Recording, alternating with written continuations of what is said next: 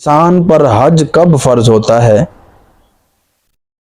اب بہت سارے لوگ ہیں جن پر حج فرض ہو چکا، لیکن وہ اب تک کئی سال گزر گئے، کئی عرصے گزر گیا، لیکن حج نہیں کر سکے، حج کا ارادہ ہی نہیں کیا، حج کی توفیق نہیں ملی۔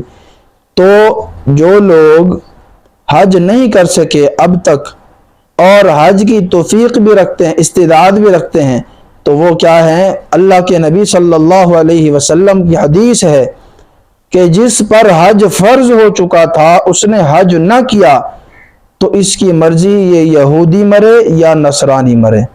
تو اس لیے جن پر حج فرض ہے، اب حج فرض کس پر ہوتا ہے اور کب ہوتا ہے؟ کب ہوتا ہے فرض؟ کہ جس بندے کے پاس اتنا خرچ موجود ہے، اس کی صحت بھی ٹھیک ہے، صحت بھی اجازت دیتی ہے، اور اس کے پاس اتنا خرچ موجود ہے کہ وہ گھر والوں کے لیے جتنے دن حج کے لگتے ہیں، حج پہ لگتے ہیں، ان دنوں کے بقدر گھر کا خرچہ، بیوی بچوں کا خرچہ، گھر والوں کا خرچہ موجود ہے، اور ضروریات زندگی ان کو پوری کر کے دے دیتا ہے۔ اور اس کے علاوہ اتنا خرچہ موجود ہے کہ یہ وہاں حج کے لیے جا سکتا ہے اور واپس آ سکتا ہے، اور وہاں جتنے دن لگیں گے اتنے دن کی رہائش یہ کر سکتا ہے، وہاں کا خرچ یہ برداشت کر سکتا ہے۔ تو ایسے آدمی پر حج فرض ہو جاتا ہے۔ اور ضروریات زندگی سے زائد مال اب اس کے پاس موجود ہے۔ تو بہت سارے ایسے لوگ ہیں جن کے پاس لاکھوں روپے ہیں، کروڑوں روپے، لیکن اب تک وہ حج نہیں کر سکے۔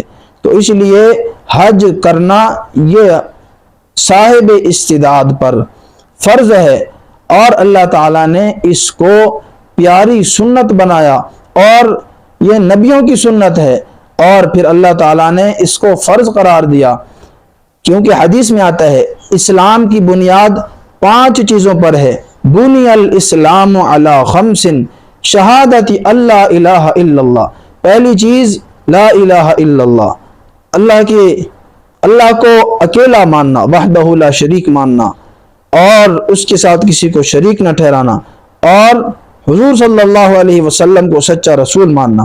دوسری چیز وَتُقِيمُ الصَّلَاةَ، نماز کو قائم کرنا، وَتُؤْتِيَ الزَّكَاةَ، زکوٰۃ ادا کرنا، وَتَصُومَ رمضان، اور رمضان کے روزے رکھنا، وَتَحُجُّ الْبَيْتَ إِنِ اسْتَطَعْتَ إِلَيْهِ سَبِيلًا، اور 5ویں چیز یہ حج کرنا ہے کہ بندے کو جب استعداد مل جائے، صلاحیت اس کی ہو جائے حج کرنے کی، تو وہ تاخیر نہ کرے اور جلد سے حج کی تیاری کرے اور حج کا فریضہ ادا کرے۔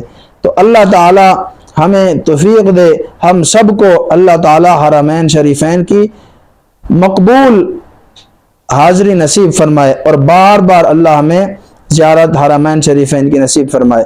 وآخر دعوانا ان الحمدللہ۔